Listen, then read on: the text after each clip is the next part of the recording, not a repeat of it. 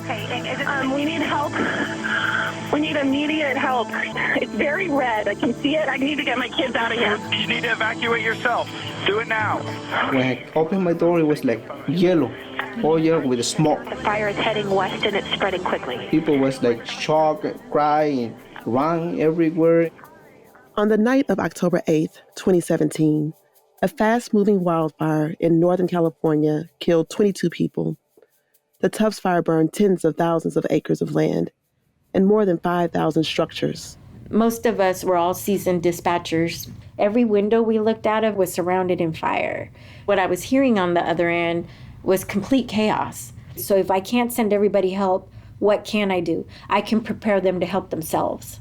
I'm Chriselle Pillay. Rose Arrieta and I are your hosts for But Next Time, a podcast about the ways people tap into their resilience and organizing strength when catastrophe hits. I'm Rose. Chriselle and I met through a network of grassroots advocates working on issues of racial justice, housing, and land. For years, she and I have been on the front lines of crises that have threatened our communities in Texas and California. When it rains, it pours through my living room windows, my kids' window. The mold is deep inside of the walls and people are extremely sick. Years later, they still have not repaired a lot of these homes. My 3 babies, 2 of them have severe asthma. They can't breathe. Since Hurricane Harvey nearly drowned Houston in 2017, I've been with the Home Coalition, collaborating with people in my city who want to make Houston stronger and more equitable.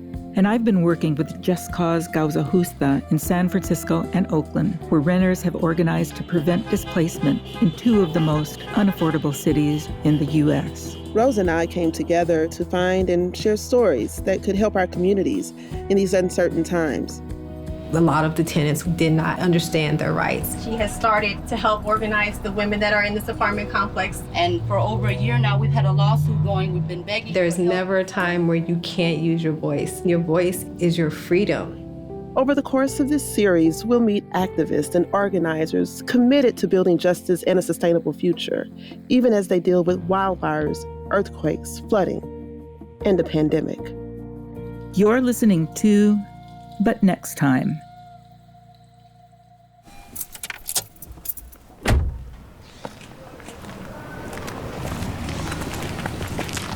It feels lonely out here. It does feel lonely out here. You don't hear kids, you don't hear bikes, you don't hear the bustle of people walking by. It's just like a dead zone, except for the builders, for the construction. And you wonder what happened to the people that lived here. Mm-hmm. Look, it just burned all the way down to the cement, to the foundation. Because if you have memories of fleeing a fire, you're not necessarily going to want to return. Yeah.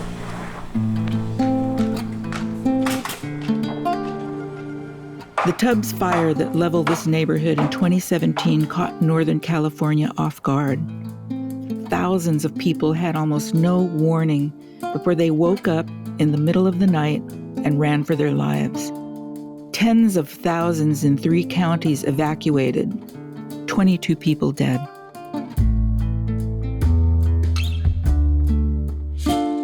I'm Rose Arrieta, and we're here in Santa Rosa, about an hour north of where I live in San Francisco. Chriselle Pillay and I came here to learn from some of the most vulnerable people in the region, service workers, farm workers and their families, about how systems fail them during the Tubbs fire. I'm Chriselle, and I'm from Houston, born and raised. Before my visit to Sonoma County, I was only familiar with the reputation of a world-famous industry. Lush vineyards and green valleys and beautiful hills that beckon tourists from all over, with images of bounty, wealth, and the good life in Northern California's wine country. Driving in the area, giving context, who really can afford to live here? Yeah. How out of reach the housing costs are. Despite the fact that there was a huge fire. Right. Chriselle and I met through advocacy for our communities. Her neighborhood in Houston is historically African American. Many of my neighbors are Black, brown, like me, or Asian. and we face many of the same battles. Those of us already living with climate change have witnessed what many more people are waking up to. Disasters pull back the curtain on long-standing inequities in our society. The aftermath is an opportunity that powerful forces can really exploit to make matters worse. On the flip side, the people most affected can also seize opportunities to rethink and rebuild things, with an emphasis on justice and the common good. Here in 2017, the Tubbs fire overwhelmed emergency services, and community members began leading by example and pushing elected officials, government agencies, and corporate nonprofits to do things differently next time. We wanted to learn all we could from them to help our people and yours. As we drove around Santa Rosa to get our bearings, we saw how one neighborhood that had clearly been leveled by the fire was being entirely rebuilt. It was the Mark West neighborhood, where the new homes under construction lined every street. It didn't surprise us when we discovered that this is one of the wealthiest neighborhoods in the United States, in the top 15%. If you compare this to Katrina and how long people waited to get their homes rebuilt, of course, this area is an economic driver, wine country, luxury. So look how fast, how quickly they recovered, really.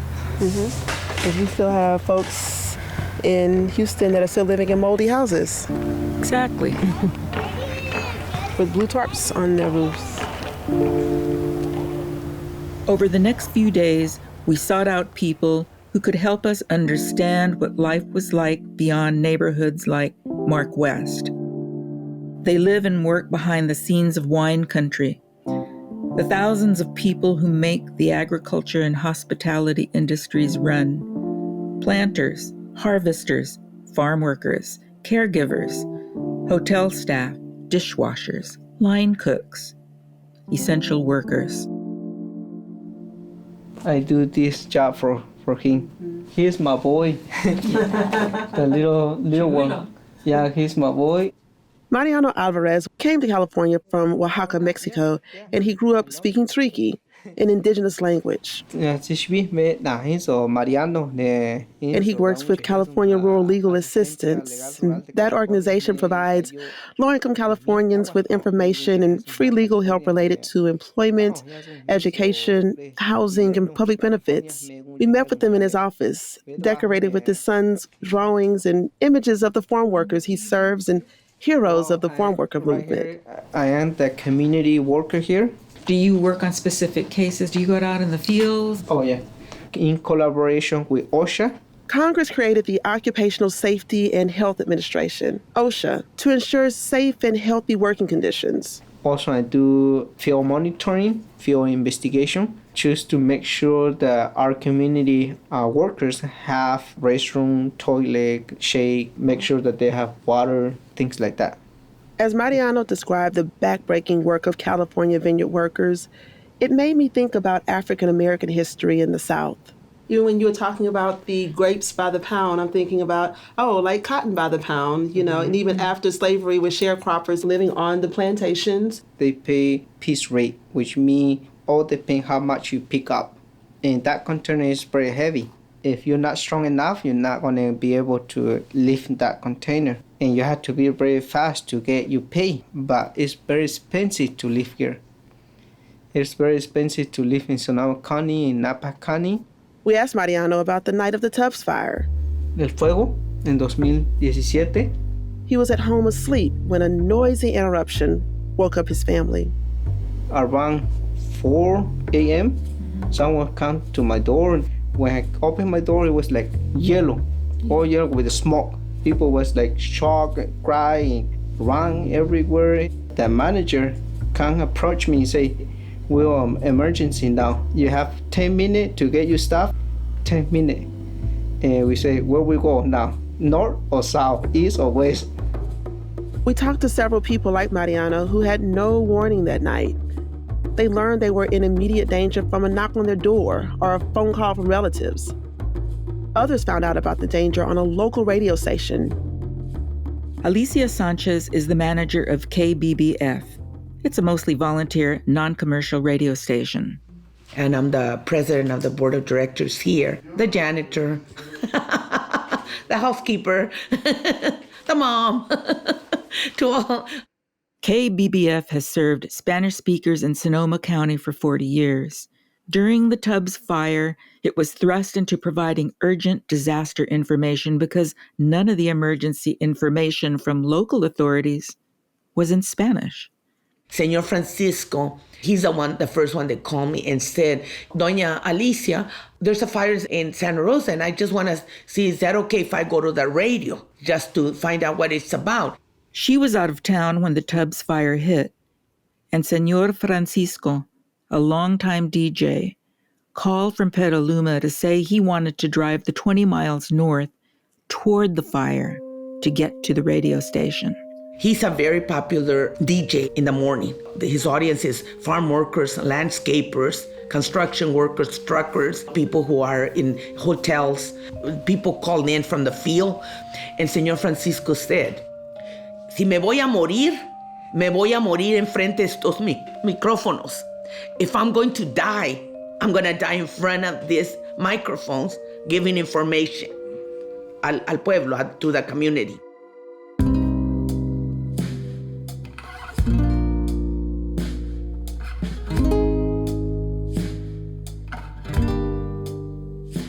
Can you imagine driving toward that fire?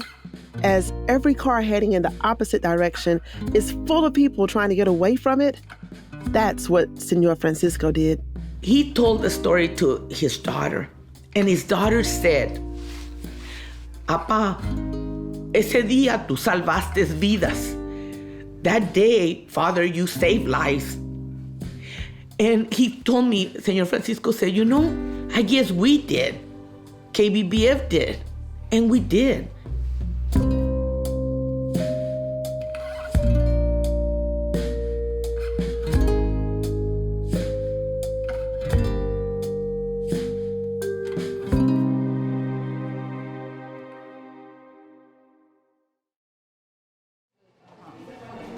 That night just broke my spirit. I was listening to my community basically lose everything. This is Alma Bowen. She was a 17-year veteran emergency dispatcher with the city of Santa Rosa when the Tubbs fire hit. We met her at an event where she was distributing disaster preparedness information and supplies. Thank you. Thanks so much. Thank you. But as a dispatcher, I remember that night of the fire just being taken back by what I was hearing. The lack of any preparedness. People had never considered evacuation routes. People didn't have go bags. People you put panic on top of not being prepared and you get chaos. And that's what we experienced that night. Alma told us that she had seen firsthand how that chaos was even worse for those who didn't speak English. Her family had arrived in Sonoma County from Mexico when she was 3, and her father was a Spanish-speaking farm worker. So, as a dispatcher, language access was of special concern. I had seen a small spot fire, and it was very windy. And I'm talking the type of wind that when you walk, you have to put effort into walking because the wind wants to push you back. So as soon as I logged in and put on my headset, the calls were coming nonstop. And the house itself is on fire? Not yet, but it's going to be any minute now. We have huge vegetation fire, and we have multiple structure fires in that area. Gotcha. So we'll get somebody to you as soon as we can. Okay, I'm going to try and keep closing now. As soon as one call ended, another one was queued up on her headset throughout the night and the next day. How did you hold up during this whole time? We didn't have time to really think about anything. During certain times of the night, every window we looked out of in our center was surrounded in fire. So at certain points, we were looking at our management and asking them, are we safe here? It didn't feel like we were, Alma explained that the dispatch center was equipped to deal with individual emergencies, not an entire county in crisis.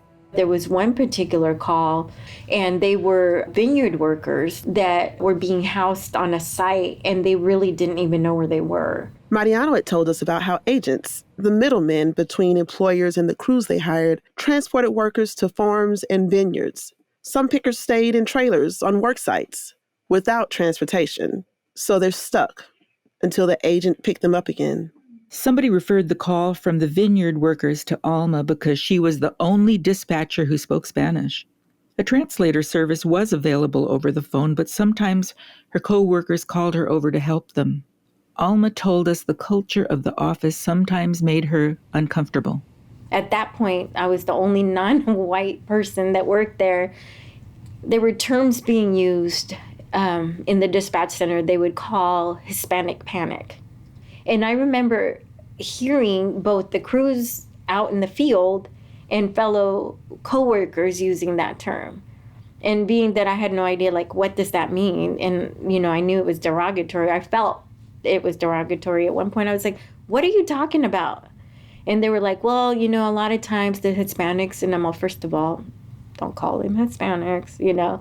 But, you know, they call in and it can be a fever and they're completely wigging out and they're screaming and yelling. And I said, did you ever consider that maybe their experience to calling a system is a little bit different than what yours might be?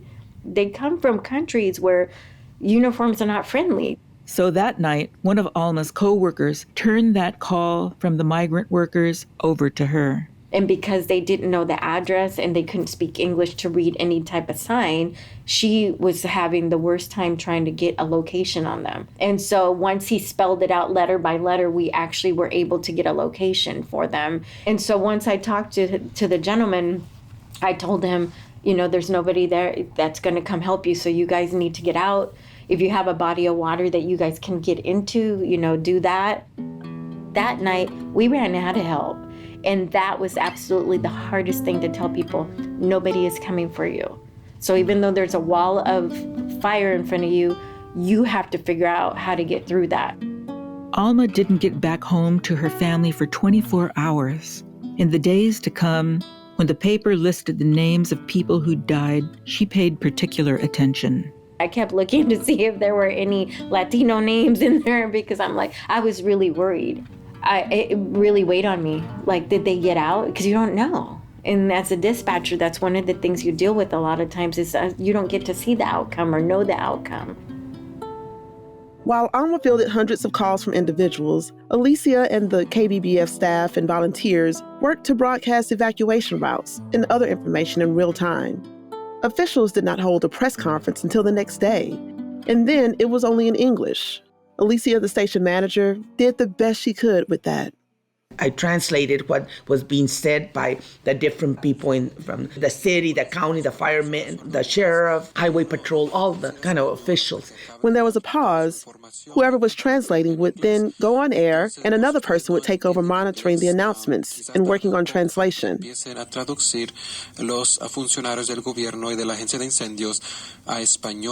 The next day, people at the station decided Alicia should go to the press conference and talk with the officials. Their listeners had so many concerns that nobody was addressing. One urgent issue was that many were afraid to go to shelters because they feared anybody in uniform would ask them about their immigration status. We went to the press conference and I asked that question. I said, look, are you going to be asking immigration status? And of course, they all said, no, we're not going to do that. After that press conference, I went up to them and I said to them, you need to get on the air. You need to call. Here's my card. It needs to come straight from the official's mouth. Then the other thing I said, I know you got some Spanish-speaking personnel. Put them up there. So they did. They started to then have a second press conference. First it was the English press conference, and then afterwards they would do it in Spanish. When we spoke to KBBF's program director, Edgar Avila, about the crucial role the radio station played during the disaster, he offered a reality check. It feels like what we did is a no-brainer. I feel like the story is more about what didn't get done by others that actually have resources and have tons of money. That's the story, rather than what we did, which is what any community organization really would do or should be doing. After the smoke cleared, many people had lost their homes and jobs. As we've seen on the Gulf Coast, there are countless ways those who survive a disaster can fall through the cracks. We wanted to find the people in Sonoma County who were trying to make the recovery process just and fair. Through my work on the housing crisis in San Francisco and Oakland, I knew that the North Bay Organizing Project was helping people struggling with the high cost of housing in wine country. I called tenant organizer Beatriz Camacho. We're hearing and seeing so many individuals who struggle to pay rent and put food on the table, and families renting out a room that's divided into 4 by like curtains, because that's the only way in which folks are able to afford a place to live here in Sonoma County, that are cleaning homes as domestic workers like my mom was growing up, folks who are out working in the vineyards, folks who are renting.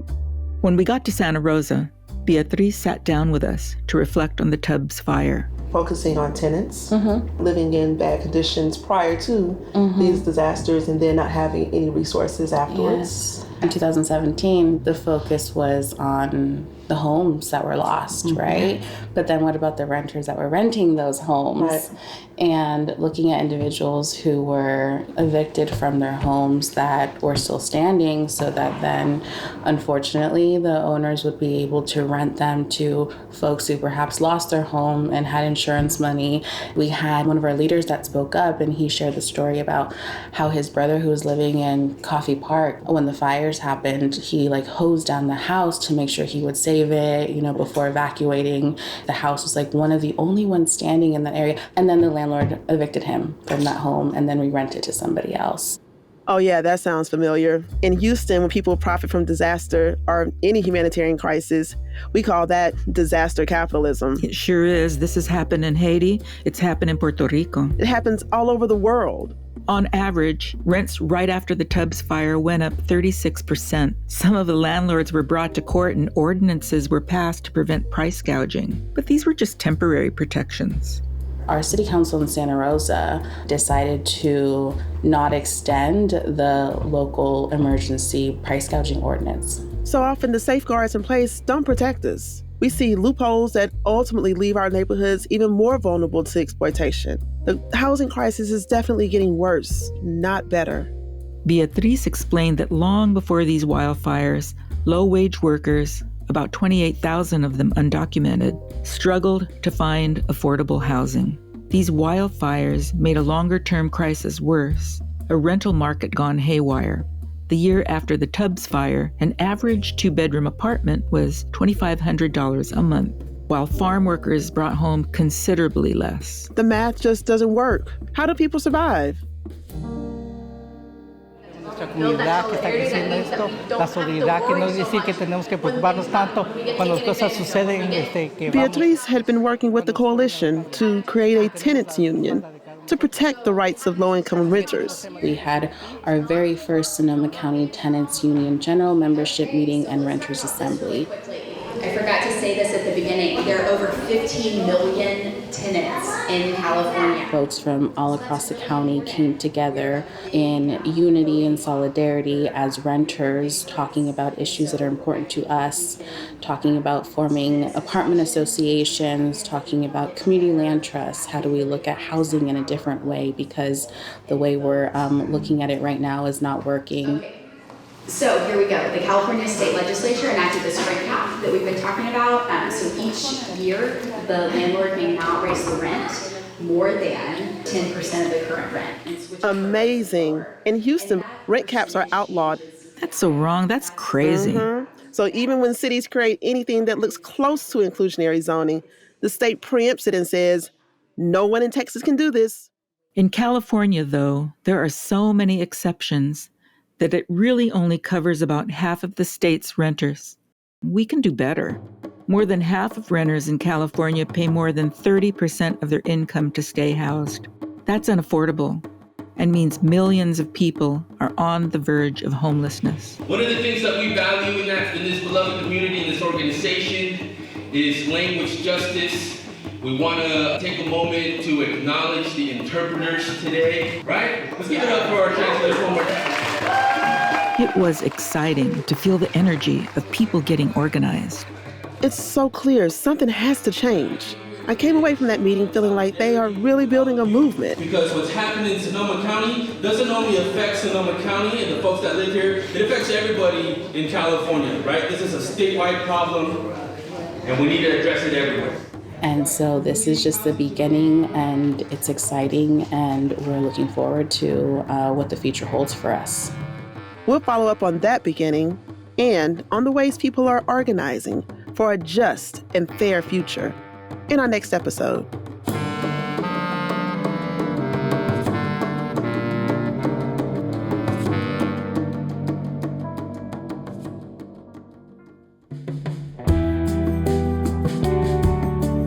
We are your hosts, Chriselle Pillay and Rose Arrieta. We produced this series with our senior producer, Leah Mahan, who edited this episode with story editor Cheryl Duvall.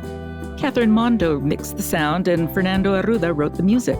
Thanks to Rosalia Valencia Tao, our translator and archival researcher. And thanks to KQED and Reveal from the Center for Investigative Reporting and PRX for 911 calls and dispatch tape. But Next Time is part of the Rise Home Stories project, made possible by a grant from the Ford Foundation's Cities and States program. Jolu Productions and Working Films offered leadership and support. Executive producer, Luisa Dantas. Supervising producer, Paige Wood. Impact producer, Anna Lee and Julia Steele Allen. Associate producer, Kadi Diallo. Special thanks to Amy Kenyon, Jerry Maldonado, and Lane Kaplan-Levinson. To learn more about the Rise Home Stories project, please visit our site at risehomestories.com. For more about But Next Time, visit us at butnexttime.com.